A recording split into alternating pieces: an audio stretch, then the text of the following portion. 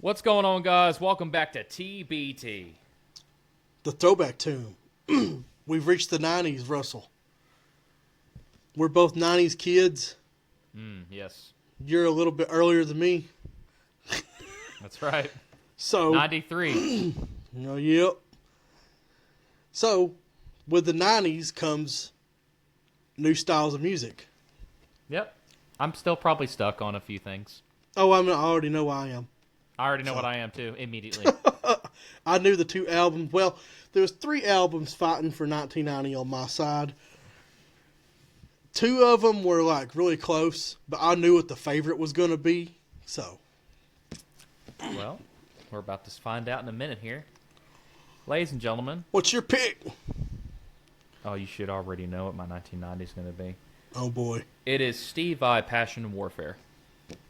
Yep, that's right. I thought that was a little later. That's why I didn't think of that. I know. I'm surprised it hit 90. I thought it was a little earlier, actually. Because you think about it, he just got done doing Slip of the Tongue with Whitesnake. He just got done Whitesnake, and he was creating his album. And he actually took off for a while and just stayed in his studio for like a year. But Liberty, Erotic Nightmares, The Animal, Answers, The Riddle, Ballerina 1224, The Audience is Listening, I Would Love To, Blue Powder, and my favorite song, I mean, if I had to have a song played for my funeral, Oh boy. it would be For the Love of God, because it's so beautiful. And It's a good song. it's my favorite Steve Vai song, my number one of all time for Steve. Did he play that live at the concert you went to? Yes. Oh really? You got to see it live then. Oh, dude, I enjoyed it so much. I bet that was a experience getting to I see almost- cried. You almost cried. It's emotional, man, because it's like I didn't cry, but like just watching, like it's been Yeah. like he's getting so much older, Yeah. and because he was born in 1960, Yeah. so it's like just seeing him live and still able to play great, Yeah. just And playing pretty much your favorite song ever. yeah, and in the front row, Yeah, that's an experience Like- you'll never forget. and I got to take a picture next to him. He's Yeah, tall. that's crazy. He's tall and skinny, and I'm short and big. Next song, next album, my runner-up. I had to put this. Damn Yankees. Oh, Self-titled. okay. Wow. Okay, I didn't see that coming. I love this band. Okay, because for one, the guitar player is Ted Nugent. Okay, and he played, Cat Scratch Fever. If you guys don't know what that Stranglehold. is. The main singer was from Night Ranger. Okay. He sang Sister Christian. And the other singer, I can't remember his name, but he played in Styx. I think he sang Renegade. Oh, okay. He was the singer of Renegade, and I forgot what the drummer was. But those three guys, like, just having those vocal ranges in that band. It's a weird mix. Right? I mean, you're getting into this era where you're seeing bands form, and like with other people that Oh, yeah.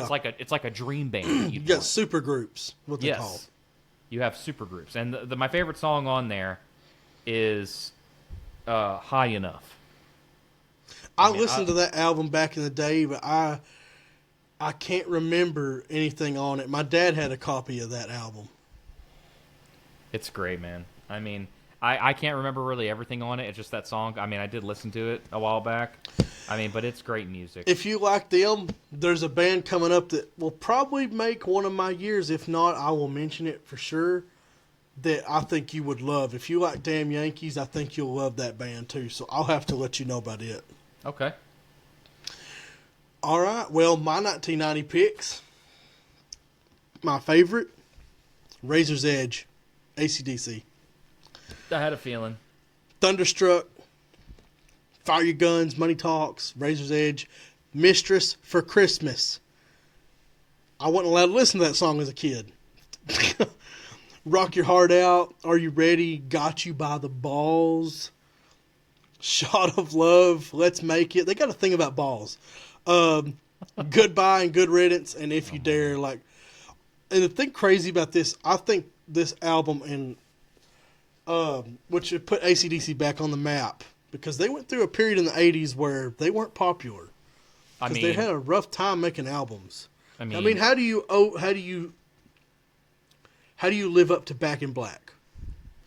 but also, how do you? I mean, just again, the competition. Oh, I mean that too. All the different genres in the 80s was just obviously someone's going to get kind of forgotten about, and it's sad to say, but I think AC/DC kind of got left after like 1981. They kind of got pushed back, Yeah. but they're back, and so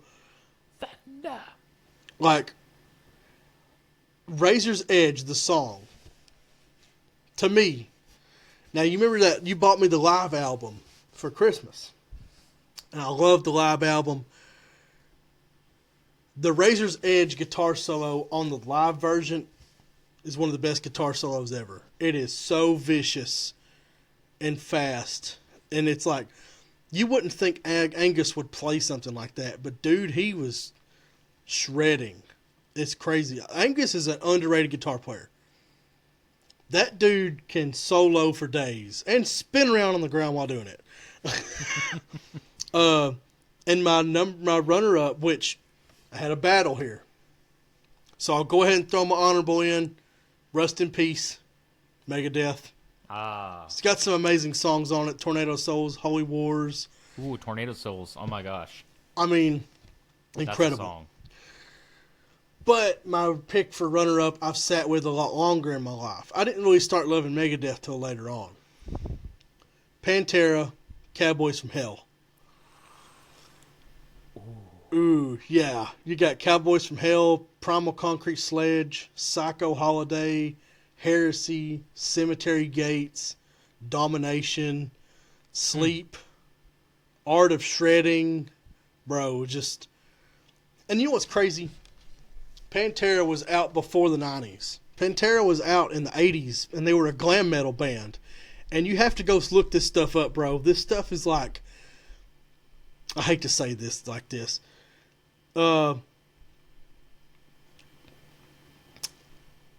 Great Value Van Halen, okay? Like, not as good and not as popular, but... when they made the vocal change and they took away all that sound and they went more metal, this is what you get. And from here on, Pantera dominated the 90s. You know, they're one of the only bands ever to have a metal album that is as heavy, which we'll get to it because there's nothing that year that's going to beat it. But it was the only metal album to hit number one that was that heavy. Like, I mean, and you got to think, like, two of the guys are dead, and I have conflicting feelings on the fact that Pantera are touring, you know, with Vinny being gone and Dime being gone, which are the Abbott brothers, and they're both dead. And here's my thing on it, okay, and I love Pantera to death, but Phil and Rex and the other guys, they couldn't come to an agreement to tour. They wanted to a long time after Dimebag died, but things conflicting with Vinny and Phil, they just couldn't see eye to eye. And basically Vinny said that as long as he's alive, Pantera would never put out music or tour again. And then after he died, Phil and Rex recruited Zakk Wylde, which was one of Dime's best friends. So respect to that. You know, I don't think they should have picked anyone else. And then Charlie Benante from Anthrax was also one of Vinny's best friends. So you got people that the other band members loved to death and they were really good friends with. But you also kind of went against the word of one of the founding members of touring again. And I know they're doing it to honor them and to pay respect to them, but it just feels kind of odd, you know what I'm saying? Yeah. I mean, it's just... I'll just say this, like, I get it. They're trying to do it out of respect and honor their life and their music and stuff. It just feels a little weird, you know. The thing is, like, Pantera, like, and also just say, like, the rip to Dimebag Darrell. I mean, a sad way to go because some stupid man out there decides to go up on stage and shoot the man. You know, whether that guy was crazy or whether he just was jealous. I mean, my dad told me a long time ago, like, some people can get so jealous of you that they just kill you. And I don't know what it is, but, like, like, there could have been so much more music from that man that we could have been listening to. And you know what? I feel like even though they had the fallout with Phil and Pantera, I feel like they could have talked that out and they could have figured that out and Pantera could have continued. I would have loved to see Dimebag play with other guitarists. Oh, yeah. I'm sure he would have eventually. It's just like you hear about all these people that they go out and the whole point of why he killed him was because he wasn't Pantera anymore. They were playing as Damage Plan. It was a band that him and his brother made after Pantera hadn't made any music in 4 years. So they wanted to play music, and they were tired of waiting on Phil, and this guy was mad because it wasn't Pantera anymore. And I'm like, are you serious? So what? Like, whatever. It's amazing. But I also wanted to point out, just even though we're mentioning Dimebag, that Nickelback made a song, Side of the Bullet, and it uses Dimebag's like a solo from past recordings. And you know what? The fact that Dimebag and Dimebag's family praised that song, you know, his family, they loved that song. They praised them for doing something like that. That just shows you that they need more respect. Yeah, stop hating on Nickelback. Well, I guess we start in the 90s here, and we got a long way to go, but we're out of the 80s, we're starting the 90s, and we'll see y'all next time in 1991. Peace out, y'all.